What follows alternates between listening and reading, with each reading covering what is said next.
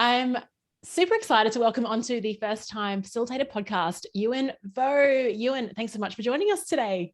Hello. Hey, Leanne. Thank you so much for having me with you. Of course. And I love what you're posting on Instagram. And I see these quotes on LinkedIn, and they really resonate, stuff that you're up to. You actually share a lot of behind the scenes work.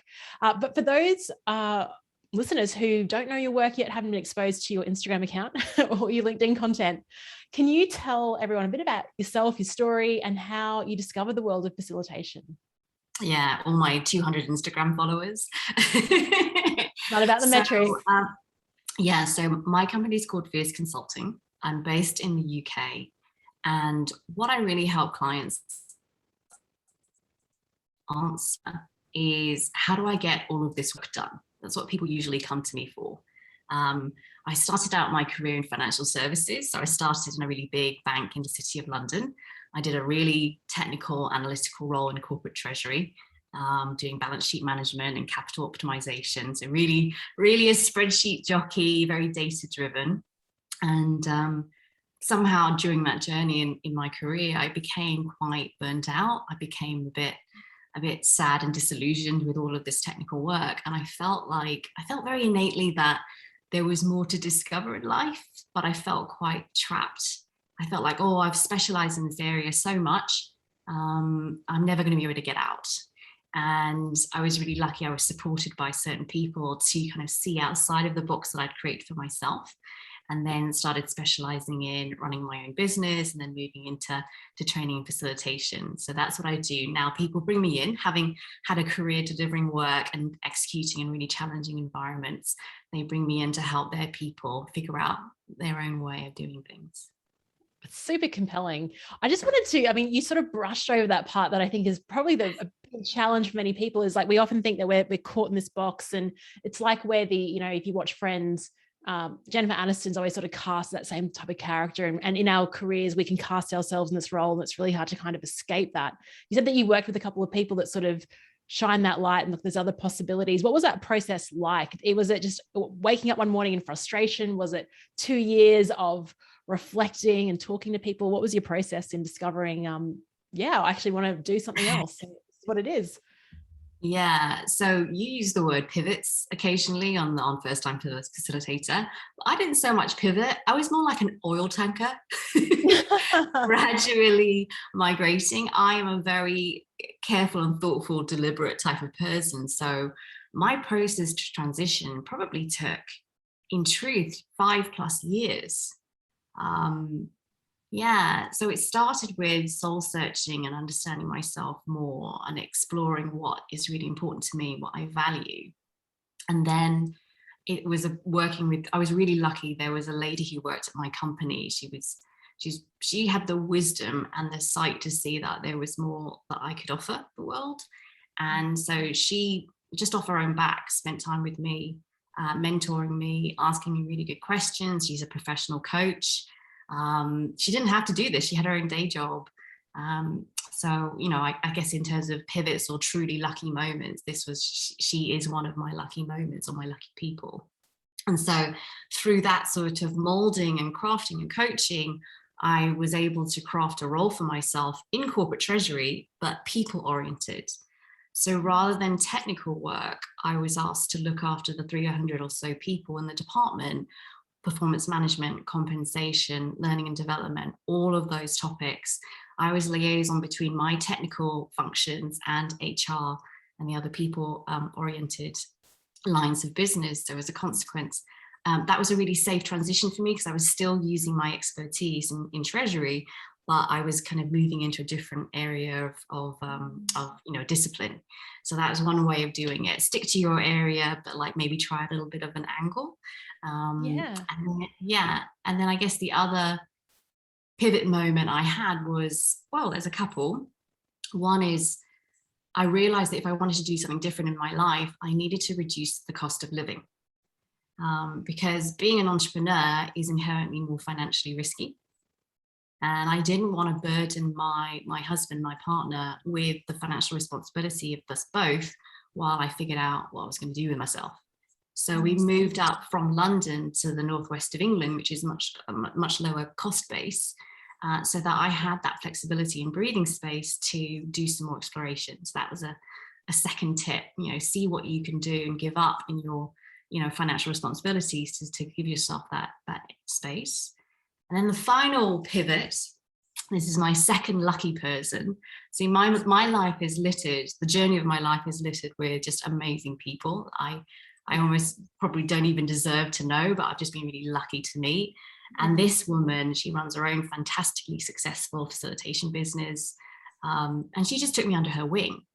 And she showed me everything. She showed me her IP. She showed me her pricing model. She showed me her proposal. She brought me on ride-alongs with the clients and sessions she was delivering. And I don't know if it's repeatable for other listeners, but if you ever meet someone who's willing to do that and the amount of trust they put in you for that, like, earn that trust and do as much as you can to help them, because she gave me all of the knowledge to be able to run on my own, basically. And we're still very much in touch. We collaborate on many things, and it's just an amazing, beautiful relationship. So, yeah. Oh my goodness. So I thank you for sharing those stories. And I had a guy called David Noor on the podcast, and he talks about curve benders in your life. And these are people like you meet, and then you just get this exponential growth that, that they completely change your trajectory of your career and your life. And so you've just shared two examples of that. And as I've had a couple of them as well. And you think, gosh, I'm so lucky. And then you think, how can I then do this for someone else as well? And could I have this impact on a mini me, perhaps? I know. Maybe you should do a workshop on how to become a curve bender. A curve bender for someone else. Yeah. Well, let's talk about that as well, maybe as part of this conversation. But the other thing that I love, and this is, you said, I have a technical background, and you actually thought about the financial responsibility. And it's really interesting. I listen to a lot of podcasts where people talk about side hustles and quitting their job, and no one really talks about that. Like, you actually need to save for this. You need to think about the future. And for me, as you know, technical analyst type of skills aren't in my forte either, but certainly lowering the risk is. So thank you for sharing that. Now, I'm really compelled helping people getting all their work done. Like, how long did it take you to sort of land on that value proposition? It's very powerful. It's very results driven, and we all know what that means. Have you been trying, in terms of your facilitation workshops, what you deliver? Would you say you're a generalist, or is it now all about the productivity and that sort of effectiveness in people's roles? So people bring me in when they hear the need project management. Got it. But as you will be aware in any sales conversation, the thing they ask for isn't often the thing they need, or even the thing that you don't even have the same shared definition of that thing, right? So that's how I open the door. What happens is, work's really going nuts where they are. Line managers are calling out, my people can't deliver on time, they're not delivering accurately, we're way over budget, and we need a project manager trainer. Okay, brilliant. So then that's how I get drawn into the conversation. But then it's a lot of discovery, conversations, and questioning to determine what exactly is going on. And it's through that we then determine, actually, maybe it's not, I'll call it project management, but what it really is a combination of stakeholder engagement and a bit of psychology and communication skills, and maybe a little bit of resilience as well. So I create this sort of combo package, which a lot of people wouldn't define. Well, it isn't purely project management, frankly, but it is the need that they have in order to execute. It's probably the $1 million question here is, what are you finding where people are getting stuck? You gave me examples like stakeholder communications and things like that. Actually, might even take it to a micro level and think about like us in our entrepreneur businesses. Personally, like, there's so much to do. There's like the podcasting, there's marketing, there's the delivery of it all. How do you even manage your own business and get things done? Yeah, that's a really good point. Yeah. I have learned, for me, it's really important to be able to have time and space to do deep work, where I just sit and focus and nobody bothers me. I'm not very good with multitasking or lots of little things all the time. So it's that self-awareness of how I operate and making sure that I create those opportunities that has really helped improve my productivity. So I've cut out a lot of stuff. I used to do a lot of social media work to do with my marketing, but I found that I wasn't really getting returns that I wanted. And actually, I decided to reorient my time to more relationship building and network establishment, because that's where I was getting my sales from. So it's about being observing, it's looking at the data and seeing what hits your sweet spots and then devoting energy to that, rather than, you know, just do the scattergun approach. In terms of like tangible things that I do, I'm a list maker. I'm a huge list generator. So I use a free piece of online software called Todoist, Todoist, which is a really fantastic, it's my favorite list manager. And I actually have a list that I share with my husband. So every time there are activities that maybe he needs to do, shall we say, I kick it over there. Love that. It's so much better than like, come on, like, yeah, nagging. Okay. Exactly, you know, it just makes nagging digital effectively. And the other thing is I have a Kanban board that I use to manage my household, because best will in the world, your business and busyness is fully integrated with your life and your life busyness. So the better you can manage that, the easier it is going to be for running your own company. And then on things like, I am really diligent with documenting all of my meetings. I use software called otter.ai. It's a transcription software. It's free, I think. There's a free version. And so as soon as I have my meeting, I just speak out my notes and paste it into, you know, the package that I use to manage all my sales meetings. So it's about staying on top of all of the details. Because when you meet the person again, you're like, oh, what was I talking about? Oh yeah, this is what we were talking about. Yeah, that's, I mean, I've used Otter AI. So for those that don't listen, yeah, it's a free app. I usually just download it sometimes when I'm getting stuck thinking about something. I'll go for a walk and just talk it out. And then I get home and I've got transcribe there, but never thought of it using in that setting. Yeah, that's great. Because the last thing you want to do after a meeting is like have to sit down and like type notes. It's much easier just like, yeah, grab your phone, do things and talk it out. Love that. Uyen, people would pay a lot of money for like just to see how you run your business backstage. Like I'm just putting my hand up. We've got a few ideas now for webinars, don't we? Curve vendors and backstage, Uyen's business backstage. Something you mentioned to me, which I'm really curious about, is economic concepts that help us think about the way that we run our facilitation business as well. I'm curious, like what can you share some of these with us? Yeah, so I'm an economist by education. That's what I did my degree in. And I think, as many of you will also relate to, is that it has a very formative impact on the way you see the world, your degree. And so there are some concepts that I've just carried through with me in everything I do. So a classic concept in economics is opportunity cost. Right, which is every decision you make, every choice you make has an embedded cost because you've given up something else. You've chosen to buy this car, therefore you've chosen not to buy all of these other things instead. That is the cost, that's the opportunity that you've had to pay. So when I think of any client I take on, or a piece of work or a piece of marketing, I think of not only the opportunity that could be gained from doing that piece of work, I think of what I've given up. And that ties in with my economists see individuals as like these rational beings where we're trying to optimize our level of satisfaction. We call it utility. And economists recognize that your level of satisfaction is based on many variables. It's based on, you know, how much money you have. It's about how much food you have and safety and all of these different things. And so as an individual, rational individual, you're always trying to optimize across those variables.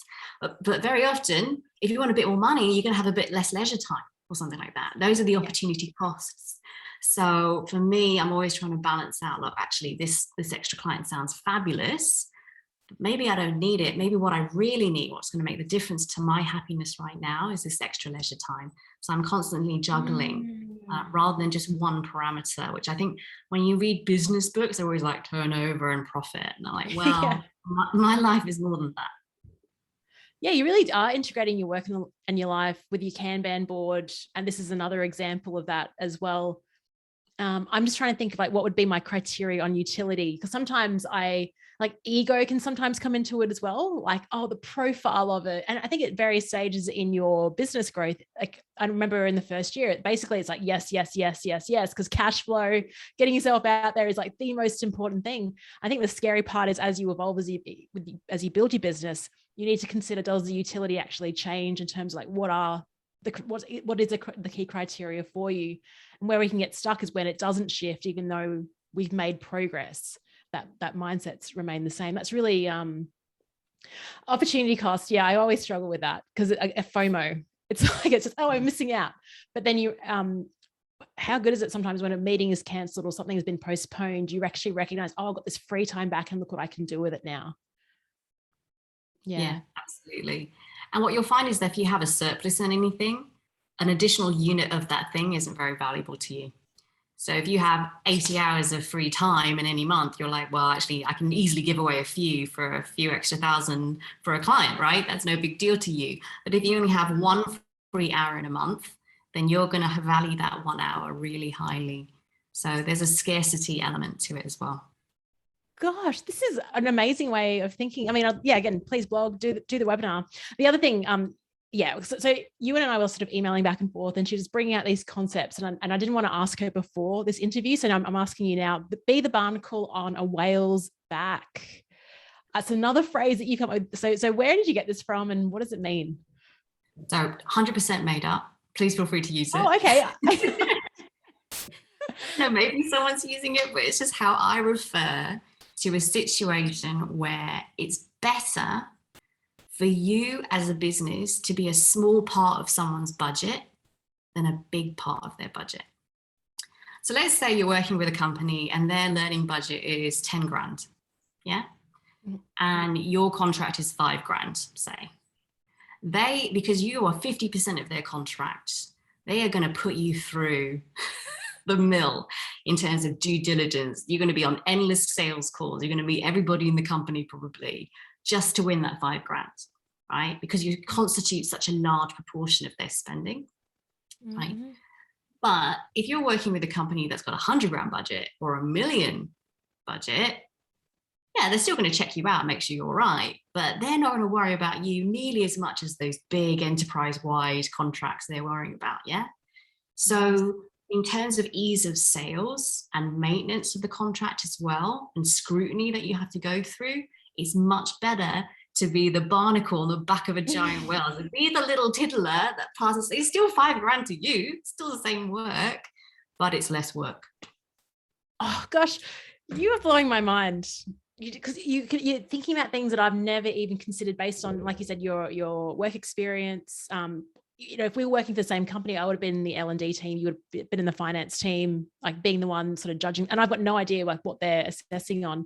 When I read Barnacle on a whale's back, I was thinking, so a few years ago, I was a MC at a podcast conference, and the speakers were like Pat Flynn and all these people. And like, I was literally the MC. Wasn't adding any value. I was just there to introduce people.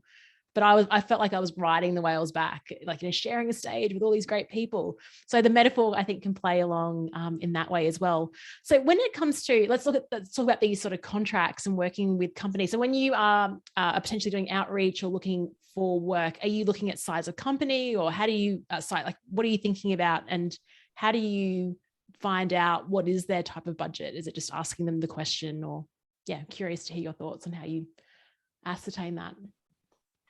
So in general, I love working with big multinational companies.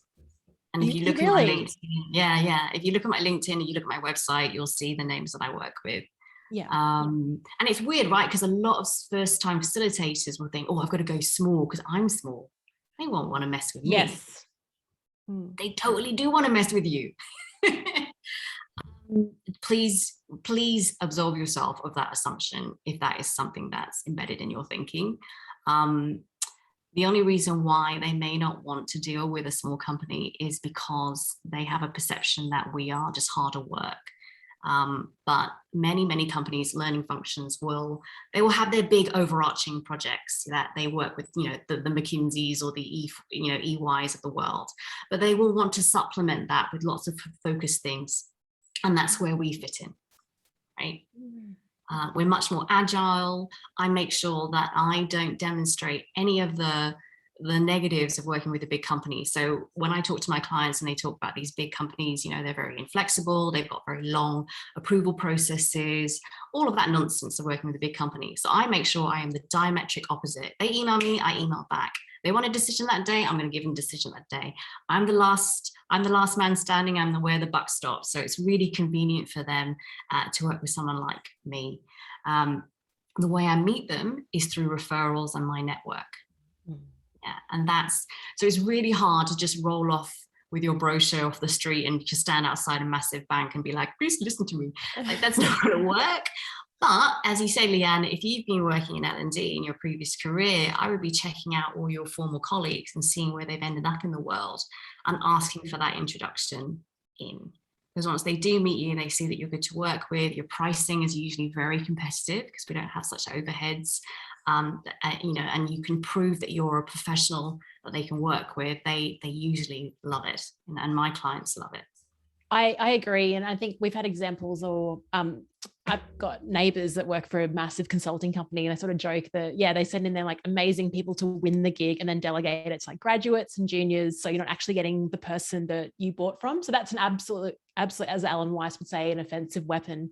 And it's really interesting when you mention, because I've made the shift as well. And it was in the Show Up community last year, that conversation with Alan Weiss, and he's saying your economic buyers aren't scrolling social media looking for a facilitator.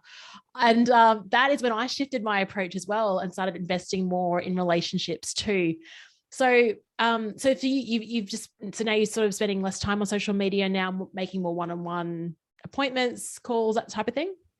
Yeah, absolutely. Yeah. So I think my whole network is just probably sick of hearing from me. Nah, I'm kidding. I make sure that I do it in an intelligent and sensitive way. But a tip that might help people is when I first started out, I gave my friends and family a script or a thought exercise. I said to them, if you're having a glass of wine with somebody and they say, oh, my team is ... right? So for me, my team is overwhelmed. For you, depending on your specialism, it could be a different word. I want you to think of me and mention my name. That is awesome. Right? Because they don't know when to refer you. They're like, when do I refer you? And we're like, this is the nag, or this is the moan I want your friend to be saying. And then you be like, you know what, you need to talk to Uyen. Amazing. Yeah, that is the sound clip for this episode. And I just want to start sharing that with everyone. Yeah, because a lot of, I sort of bring up in a previous podcast and in my program, I took my dad came with me to India when I was running some workshops, and that was great because he loves Indian food. We thought he's always wanted to go there. Like, why not combine, as you say, integrate, business and life. And so thank goodness we did that 2 years ago before all this happened. But then when we came back, it was like only a few months later, he rang me. He's like, hey, Leanne, you do work with people, don't you? I'm like, you've just spent 2 weeks. I've just been telling you about the work that you've seen me at the end of the day. It's like, how have I not? And so we really do think we've communicated well, but and it's often, as you said, the people that are closest to you, that trust you, that are the best referrers of your work, but we need to arm them up. And I think that's a beautiful way of doing that. Yeah, absolutely. Although I would challenge anyone to explain to their parents what I think my parents would never know. I know. If you're a communication expert on this call, I want you to message us and tell us if you have ever been able to explain to your parents what you do, given your expertise. Actually, Paul McGregor the other day, he's like, oh, I think my mum finally gets it. She listened to a podcast we were on. So you and hopefully your parents can listen to this and like, oh, that's what she does. Okay. So tell us, you've moved out of London, this whole situation over the last year. Have you had to move your sessions now to virtual, or how's that working out for you, if so? Yeah, went 100% virtual as soon as lockdown kicked in the UK in March 2020. And I've really enjoyed it, actually. Yeah, it's been net positive for my business. Yeah, same. I've actually haven't skipped a beat, really. Do you do all day sessions, or do you sort of have a limit, 2 hours, that's it? What's your do you have criteria for running virtual sessions? They must be on Zoom, they need to be because I know you might have brought an analytical approach to this. I'm curious if you've sort of put figures around any of these things. Well, actually, even though I am very analytical, I am very feelings oriented as well. And I just know, I just feel in my gut that an all-day session is just going to feel terrible. I can hardly sit through a 90-minute session myself. So why would I ever subject another human to the same? So all my sessions shrunk. So I was going from half days to full days to 60 minutes, 90 minutes, maybe 2 hours, a lot more breaks. And I like chunking it out because my work is very applied. So if I show them a tool, it's much better for them to go away and give it a go, try it out, fail, succeed, and then come back and talk about it, rather than mass information download over a short period of time and then sayonara. Let's talk about the application. That seems to be the number one thing. I mean, the brand of workshops is, oh yeah, we've run this time, we've invested in it, nothing's actually changed. So how are you getting the application happening as part of the work that you do? Yeah, it starts at the beginning when you have the first sales conversation, because you need to be really clear with the client that you expect them to partner with you with follow-up and embedding the work, right? I have this phrase that says, you can't wheel me out. I cannot tap dance for 90 minutes and then you're going to have some sort of existential change in your company. That's just unrealistic. So very often people will say, I want my people to learn how to be more productive. I'm like, oh, okay, right, interesting. So a common tool is prioritization. Yes, Uyen, that sounds fabulous. Show them how to prioritize. That includes removing things from their to-do list. Are you okay with that? No, Uyen, I don't want them to remove any items from their to-do list. I'm like, oh, okay. That also implies they're going to learn how to negotiate with you as to what the priorities will be. No, Uyen, I don't want them to know how to do that. Right. So there's a fundamental conflict between what they want as an outcome and what they're saying. Right. Yes. So it's usually at that stage I call out that conflict and politely but very firmly say, look, that's, you're either infantilizing your people, you're lying to yourself, you're lying to your staff. And I'm not going to go in and show them how to help them feel more confident at doing something and then go back to work and boom, they're going to hit a brick wall with your leadership team. And I just refuse to do that. And that's at some point that will be when we walk away and part ways, or sometimes it'll be like, okay, fair enough, you, and that's a really good point. We need to think about ourselves first before we implement this program. So what I help them understand at that stage is actually this is a top-down integration of a new way of working. This is not someone turning up for 90 minutes and then just changing. It doesn't happen that way. So that's the first part. I think probably the second part is, as any design of a program, I always have clear follow-up steps that I expect them to own and run with. And sometimes, I mean, I will be honest, there are clients that just won't do it. But for economic reasons, I'll still take the client on. So I'm not whiter than white, but I'll be really clear with them. Like, if you don't do this, there's really good possibility they'll just revert to what they were doing before. And that's the risk you are taking. That's your risk. Yeah, that's your choice. I wanted to ask you, what's sort of coming up for me as you do that is your confidence in being able to say that to the client and go, look, if this is what we expect. And so my question is, have you always been that way with clients, like saying, look, this must happen, this must be the container that it happens in? Or is that something that you developed over time in terms of your confidence with being the expert and saying this needs to happen? Oh, it totally developed over time. Okay. Please, anyone that's listening to this and go, oh, there's no way I can do that yet. And I'm like, totally. When I started out, I was like, whatever you want, however you want, tell me how high you want me to jump. Right? Because you're just desperate to get anyone through the door. Right? And it was only through observing the impact I was having and then grounding to my values of wanting to make a difference.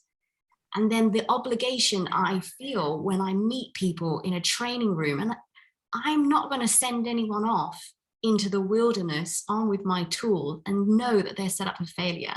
I just won't do it. It's unfair. It's unfair to me. It's hurtful to them. So if I ground in that deep value of taking care of other people, then it gives me that confidence to say, look, that's not cool, man. We can't do it that way. Yeah, definitely. And I think the reason we're all stepping into this type of career is we want to make a difference. We want to make positive changes. And so it can be frustrating when you do that and then you leave and go, things aren't going to change. I don't feel right about this. But you've just given us a really great example of how we can influence that and set the accountability, particularly for the people working internally, to drive it, to embed it, to follow up. I love that that's very clear as well. So you're not going to ask any favorite activities, icebreakers, energizers that you like to just throw into a workshop. It's like your go-to. Well, I really like to mix it up. So I don't have a favorite. At the moment, I'm really enjoying playing with scenarios. So I'll describe a scenario and then I'll send them off into a breakout and they can have a really good discussion about what they would do in that situation. Then we come back and talk about it, because nothing I do is black and white. Project management appears like a very technical subject, but actually it's very subjective. So getting them to realize there's many ways to skin a cat is really useful. I've been using scenarios a lot too as well. It just gets that sort of deeper thinking. People get excited. It's like a challenge that you're setting them before they go into their breakout room. And I found just the shares, if you can ask a couple of questions in a breakout room, but if you have a scenario, like the share back is just so much more dynamic. So then it's like fun just crafting, like, what's a cool scenario I can throw in this time? And yeah, I love it's super fun. Any advice for first-time facilitators? It could be first-time facilitator business owners or even people new to the craft. You can pick when you share your tip with us. Well, I've actually got a list, so we're going to try to. Oh, amazing! You said you love lists, right? I do. So just get used to asking for the business. I think people are really scared to close the sale. They're very happy having that nice chit chat, but then says, would you like this? I would really love to work with you to deliver this. How would you like to proceed? Just start practicing these harder closing questions so that when it gets to the heat of the moment, it's not going to be so embarrassing. And then be bold and ask for a referral. A lot of people I speak to just go, I can't ask for a referral. I ask for referrals all the time. It's just become integrated into my being now. Another one is when an L&D buyer goes off to another company, ask them to take you with them. Yeah. I mean, this is all premised on you doing a good job. If you've done terrible, then probably wouldn't do this. Yeah, like blacklist. Yeah, exactly. Also, get to know L&D people, internal ones who are really tapped into their network as well. So in the UK, there's a really amazing community of hundreds of internal L&D folks, and they recommend people to each other, right? So if you can get your name and you get a good rep with a couple of people, every time your specialism comes up in that feed, those people will put your name out. And that's how I've got a bit of business myself. So it's about kind of being sensitive to who's a mover and shaker in internal L&D in your region and getting to know them. Yeah. We talked about big companies are easier, the barnacle and the whale's back. Yeah. Another angle of that is big companies, they tend to have really clearly established processes. So as long as you understand their process and they usually take you through it, you know where you stand. They've got coverage. So if someone goes away sick, there's usually someone covering their job. So you get a lot of continuity. And the other thing I really like about working with big companies is they pay on time, right? Smaller entities, they can sometimes have cash flow issues. So do continue looking for those big contracts. If you're planning on leaving your company and turning into an independent facilitator, be aware that your network is freshest when you've just left. Yes. So have your game plan ready to network and sell yourself as soon as day one out of the company, because you're basically going to go stale, and probably a year or 2 years after, they won't take your call as readily. Number 4. Love it. Keep going. This is awesome. Is get your money head straight. So having done economics, have been in finance, I'm very hot on my personal finance. I'm very clear on my budgeting and planning for the future and pensions and how I'm going to manage my retirement. If you aren't, you kind of need to, because because how will you know how much money you need to make and how much risk you can take? Like, if you don't have those numbers to hand, then how are you going to make any decisions? That's how I see the world. Or you're just going to muck on through and hope for the best. or rely on your social services as you get older. I'm not planning to. Hopefully not. Yeah. Hopefully not. Yeah. And a really good tip here is there's a woman called Denise Duffield Thomas. Yes. Yeah, have you heard of her? Yeah, she's 2 hours south. I think she's speaking at an event my friend's running, actually. Yeah. I would get in touch with her because she does this online quiz for free called Your Money Archetype. So you do a quiz, you get to figure out where your money hang-ups are. So I think my one is I'm too thrifty. I won't invest because I'm like, oh, it's a waste of money. So knowing that, I now push myself a little bit harder. So I'm going to like buy a little bit more tech. I'm going to invest in a nicer website because I know I'm probably too conservative with how I spend. So it's good to kind of get that clear. It impacts your business. Yeah, I don't think I'd be accused of that.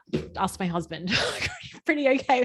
I'm curious. I'll have to do this quiz. It's funny that you brought up the personal finance thing. It was only yesterday. I'm like, I'm third year in business. I said, I need to get more serious around this because out of everything that I do, the finance and all that, I don't like it. So now I've got a great referral for an amazing accountant. It's a bigger investment, but I think I've got to, if I want to be really professional and step this up, I need to do that and like I'm not going to teach myself. I know that. So I feel like that point that you raised was directly it was aimed at me. So Uyen, thank you so much for just you really have spoken about things that no one on this podcast has really explored before, given your perspective in your background, the way that you approach your thinking. I just find that it's so different from the way that I approach things. So I love this. I've gained a lot from it. I'm sure listeners have as well. If they'd like to reach out, find out, learn some more of your great metaphors, quotes, and ask you a question, where should we send them? Oh, well, you can find me on LinkedIn. So I'm sure you can see my very unique spelling of my name. And I also have a website, www.fierceconsulting.co.uk as well. So I'd love to hear any comments or builds on what we've said today. That'd be lovely. Amazing. Thanks again, Uyen. It's awesome to reconnect and learn from you as well. Have an awesome evening. Thank you. Thank you. Yay. That was amazing.